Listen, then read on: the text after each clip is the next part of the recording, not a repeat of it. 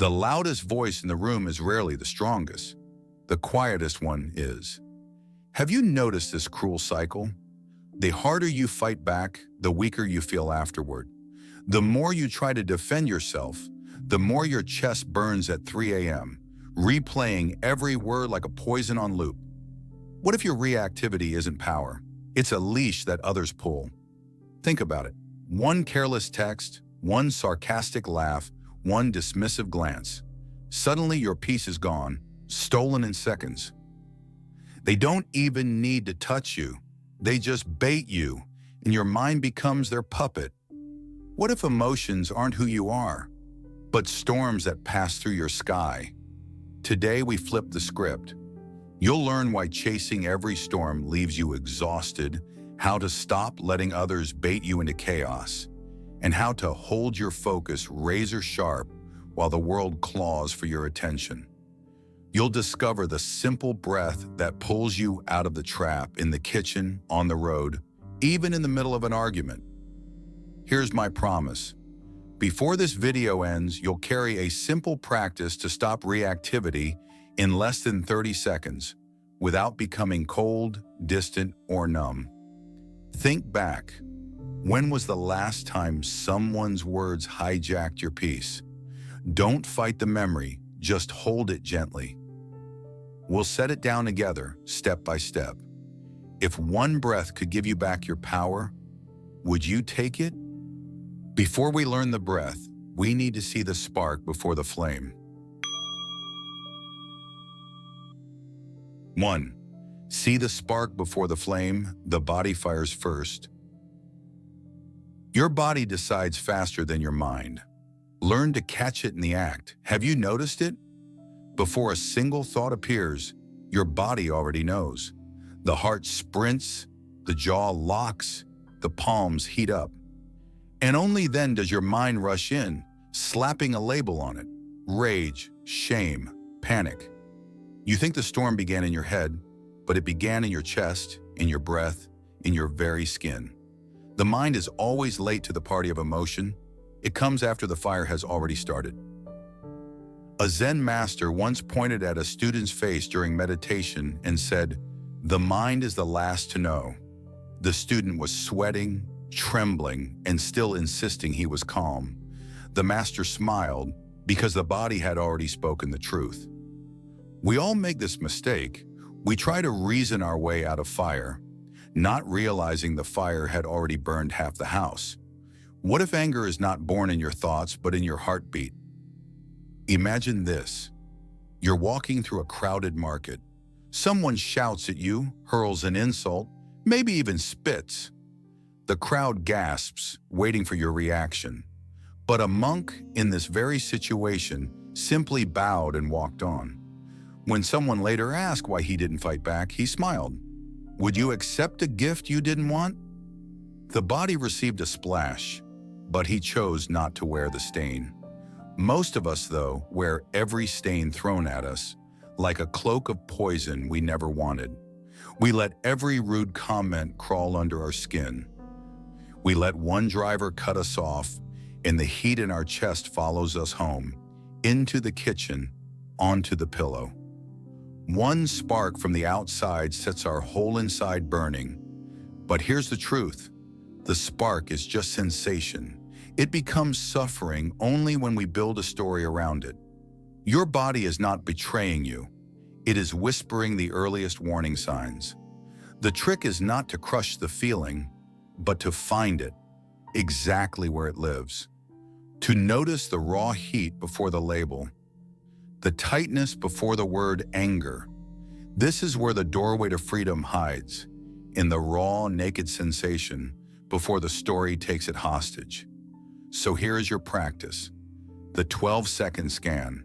Exhale fully, then name 3 raw sensations out loud, without story, without judgment. Heat in cheeks, buzz in hands, tighten throat. That's it, just 12 seconds. When you reduce the storm to pure sensation, you'll strip it of its costume.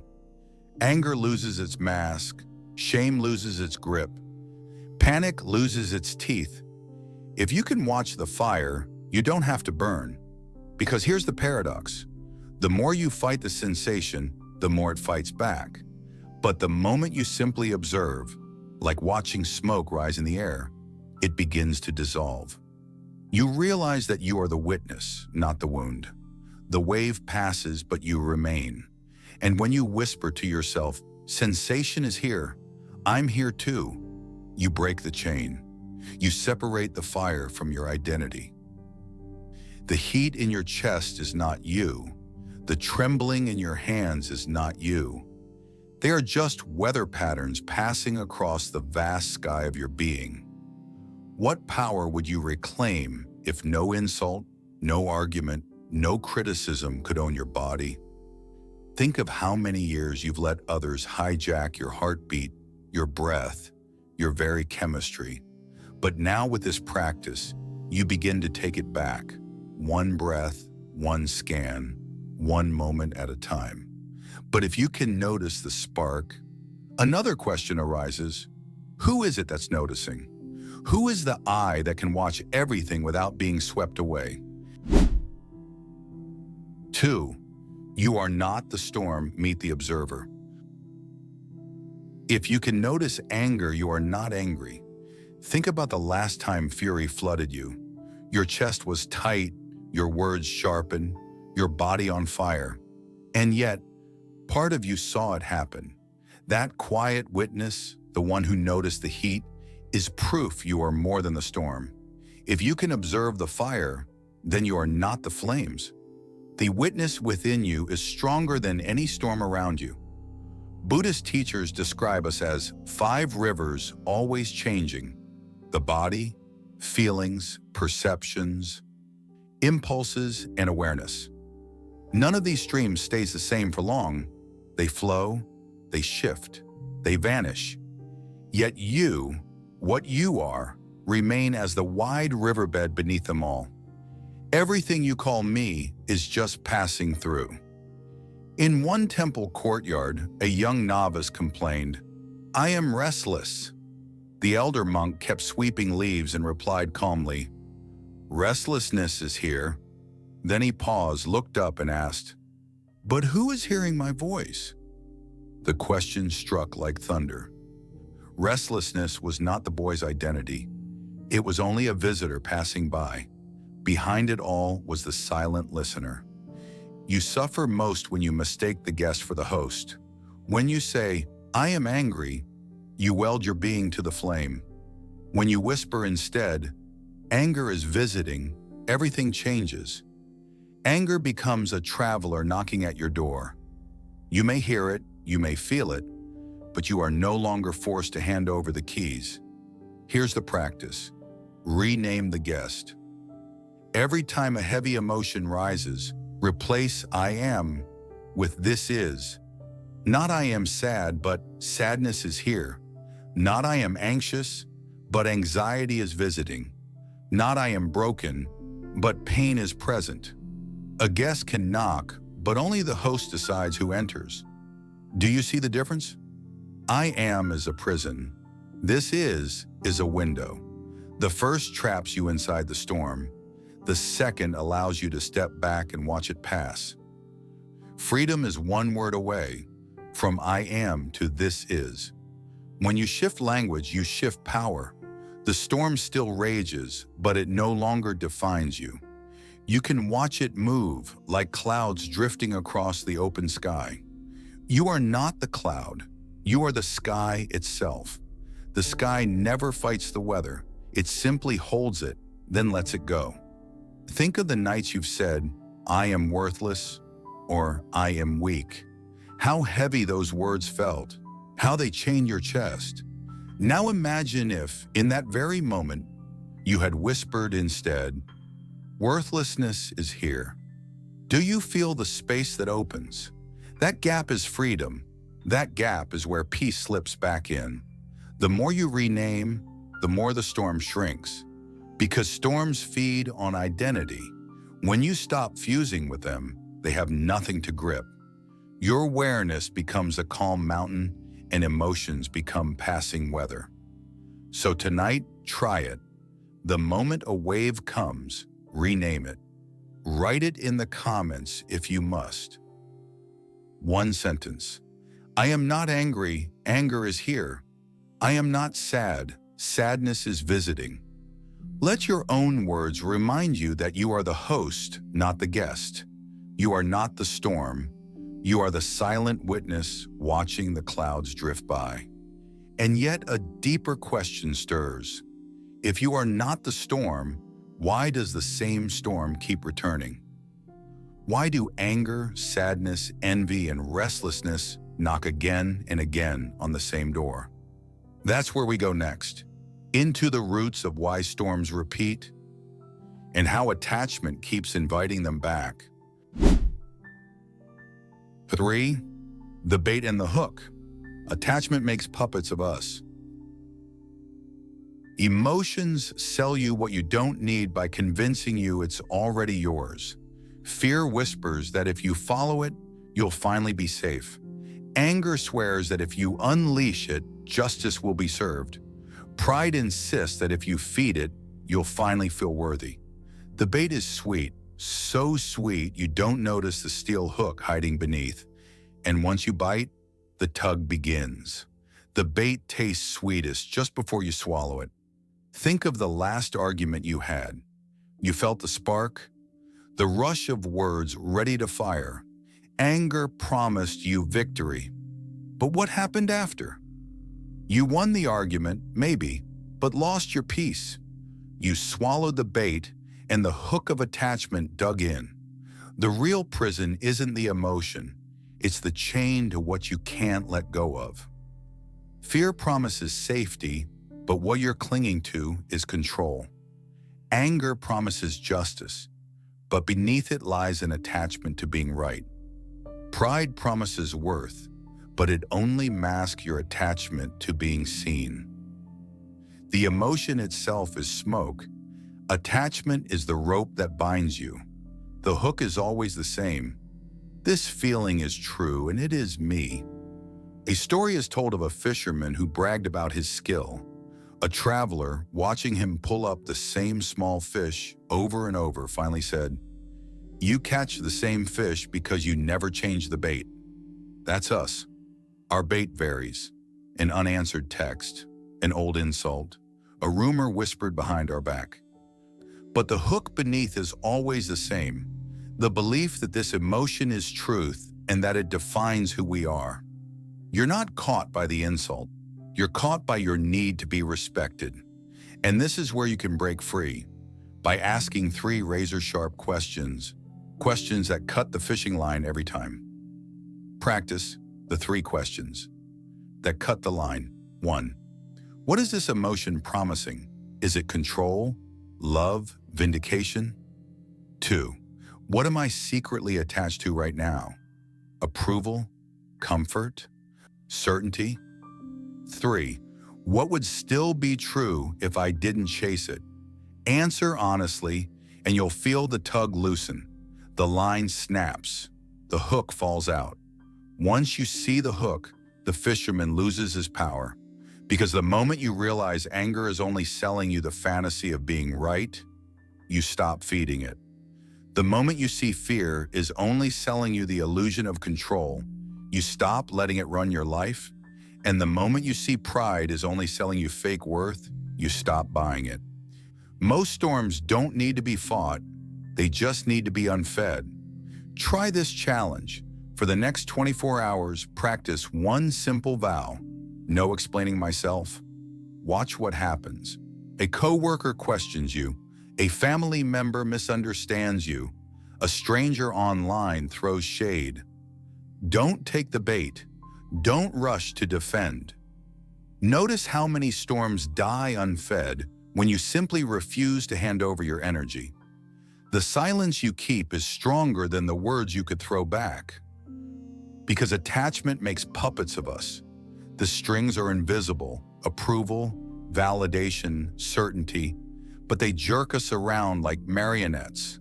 The one who cuts the strings becomes untouchable.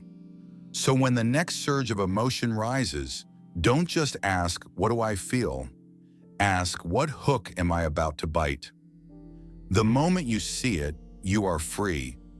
freedom is not about killing emotions, it's about refusing the bait. But here's the next step. Once you see the bait and the hook, you must strip them of their perfume. You'll need to see through the illusion that feelings are solid, real, unshakable. And that takes us deeper into the teaching. Form is empty. 4. Form is empty. Uncolor the world, keep its wonder. It's not the sound that hurts. It's the story glued to it. Have you noticed? The neighbor's drill can feel like an enemy, ripping your peace apart, or it can feel like a steady metronome marking the rhythm of your breath. The sound itself never changed, only the label you slapped on it. A monk once sat in a garden where dandelions spread wild. He muttered, "Weeds." A child beside him laughed, pointing, "Suns." The same flower, two worlds. The grass had no opinion. It simply was. Pain doubles the moment you stick a label on raw life. This is the heart of emptiness. People hear that word and imagine a void, a nothingness. But emptiness doesn't erase the world. It erases the sticky labels that suffocate it. Good, bad. Mine, not mine. Should, shouldn't. Once you see that things carry no labels until you paste them, you glimpse freedom. Emptiness is not a desert. It's a garden without fences. The sting is not in the event. It's in the sticker you press onto it. Think of the last insult someone threw your way. The sound was just vibration, a ripple of air. But then came the sticker, disrespect, attack. How dare they? That's when the wound deepened. Or think of a memory, a smell, a song, a face. Alone, these are neutral signals. It's the sticker, my past, my loss, my failure, that makes them burn. If you can peel off the sticker, half the weight falls with it. Here's a simple practice. See, feel, label, lift. First, see the raw data, shapes, colors, tones. Then feel one full breath, grounding yourself. Next, label the extra story your mind has glued on. Betrayal, judgment, not fair. Finally, lift the sticker, gently. Let the sound remain, let the sight remain, but free it from the story. The world stays, but the sting leaves. Freedom is not the silence of the world. It's the silence of the story you attach to it.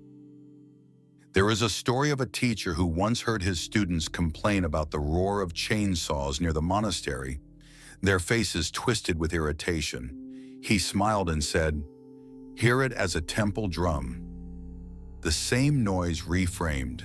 The students tried, and slowly their grimaces softened. The saw didn't stop, but the suffering did. The sound didn't change. The world inside them did. Think about the arguments that play in your head long after the voices have stopped. The event is gone, but the sticker remains. Every time you replay it, you re-stick the label, and it hurts again. But what if, instead of clinging to insult, you simply noticed sound? What if instead of clinging to failure, you noticed memory? The thing remains, but the poison falls away. The world is not heavy. The labels you plaster onto it are. Here's a small challenge for today. Pick one object, just one, and meet it without history. A coffee mug without "my favorite," or "the one she gave me." A photo without "my past" or "my regret." A sound without "too loud" or "too quiet." Meet it as it is, naked of story. You may find the world suddenly brighter, lighter, more alive. When the label falls off, wonder remains. This is why Buddhist masters say, form is empty, but emptiness is form. Emptiness doesn't destroy beauty, it reveals it. Without labels, a weed becomes sunlight. A noise becomes rhythm. A moment becomes eternity. And yet, we must be honest. Even with this practice, life still throws storms. Insults will still be hurled, memories will still surface, and losses will still cut. The question is not whether storms come. The question is, how do you stand unmoved when they do? Silence within is not enough. You must learn to remain still when the storm rages outside. Beautiful in silence, but storms are coming. And the next step is discovering how to stand unshaken, like a mountain, when the winds howl. 5. Mountain in the weather. Respond, don't react. Pause is not a weakness, it's power in disguise. Think of the last time someone's words cut you open. Your chest tightened, your throat burned, and before you knew it, you fired back. And later, lying in bed, you wished you hadn't. This is the trap of reaction. It feels strong in the moment, but it always leaves you weaker after. True strength is not in the clapback, it's in the pause. The Buddha didn't end the weather, he ended up being blown away. Life will never stop throwing storms, betrayals, disappointments, disrespect. But imagine becoming a mountain. Winds howl, rains lash, but you stand unmoved. That's what stillness is. Stillness is not doing nothing. It's doing nothing extra. It's refusing to add more shaking, more stirring, more fire. Your mind doesn't need more fixing, it needs less shaking. A Zen story tells of a master holding a cup of water. He shakes it, and the liquid thrashes violently. He sets it down, and slowly the water clears. He looks at his student and says, "Your mind needs the same. Not more stirring, just less shaking." How often do you stir the water in your chest with endless replies, arguments, and explanations? What if for once you simply set it down? Reacting is cheap, responding is priceless. Here is a practice you can carry anywhere. The 3-breath reset. 1. Arrive. Feel your feet on the ground. Drop your shoulders. Return to the body.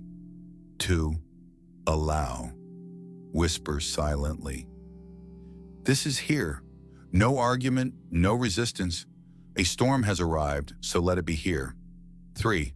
Align. Ask yourself, what would kindness do in the next minute? Then act only on that. Not on rage, not on pride, just on kindness. In less than 30 seconds, you've shifted from prisoner to master. If you can buy yourself 3 breaths, you can buy yourself freedom. Think of how many regrets in your life were born in the seconds you didn't pause. An email you wish you hadn't sent.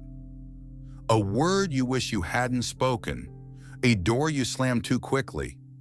If just 3 breaths could have saved you years of repair, why not start today? Every pause is a doorway. You either walk into regret or peace. And here's the miracle. When you pause, you don't just change yourself. You change the whole room. Speak 10% slower and watch the nervous system of everyone around you slow down with you. Lower your voice by 1 notch and suddenly the tension deflates. It's like dropping a stone in water. The ripples reach everyone. Your nervous system can either be a contagion of panic or a medicine of calm. We think power is in volume, in speed, in proving our point. But true power is the one who doesn't get pulled into the storm, the one who holds a silence so steady that others unconsciously rise to meet it. That is the mountain. That is you, if you choose it. Stop trying to win the argument, win back your peace. Try this in your next hard conversation. Drop 1 sentence you were going to say. Just 1. Choose silence once. You'll be shocked at how many storms die unfed. Arguments need fuel. Starve them, and they collapse. Not every battle needs your sword. Sometimes the shield of silence wins faster. Look back at the journey so far. You've learned to see the spark before the flame. You've discovered the observer behind the storm. You've spotted the hook of attachment, peeled off the labels, and now you've found the pause, the gap that saves you from burning. Each step has been preparing you for this moment, and now all of it comes together. One breath can save you from an entire storm. You've seen the spark, the observer, the hook, the label, the pause. Now it's time to take it all with you in one breath that can return your power anywhere, anytime. 6. The Unbothered Protocol, 30 seconds to freedom. What if freedom wasn't years away, but one breath away? We spend decades searching for peace, books, retreats, endless advice. But the doorway is shockingly close. It's not waiting in a monastery, it's waiting in your next exhale. This is the Unbothered Protocol, a simple practice you can do in the kitchen, in traffic, even mid-argument. In under 30 seconds, it can return your power. Step 1, pause. Unclench your jaw, let your shoulders drop. Exhale longer than usual. The storm may roar, but the pause breaks the chain. When you pause, the storm pauses too. Step 2, feel. Name one raw sensation and one feeling tone. For example, warm face, heavy. Not the story, not I'm humiliated or I'm furious. Just the body's truth. And the moment you call it out, the wave shrinks back into water. A feeling named is a feeling tamed. Step 3, bow. Silently whisper, seen, safe, passing. Seen because you acknowledged it. Safe because you survived it. Passing because everything does. Repeat once if the wave lingers. This isn't escape, it's mastery. You're not abandoning the moment. You're rewriting your place in it. Every time you observe and don't react, you grow roots no storm can rip out. Try this as a 7-day challenge, 3 times a day, pleasant, unpleasant, and neutral. Not just when you're upset. Do it when you sip tea, when you scroll your phone, when you wait in line. Notice which dissolves fastest. You'll be stunned at how quickly the mind learns. The practice is short, but the freedom lasts a lifetime. And here's the truth. This path doesn't end tonight. It begins tonight. Imagine if every person watching learned to break the chain of reactivity. How many wars, divorces, grudges would vanish in a single breath? If this gave you even one breath of peace, don't keep it hidden. Share it with someone carrying a heavy heart today. To keep walking this path together, subscribe, like, and comment with one word on how you feel right now. Your ripple could calm another person's ocean,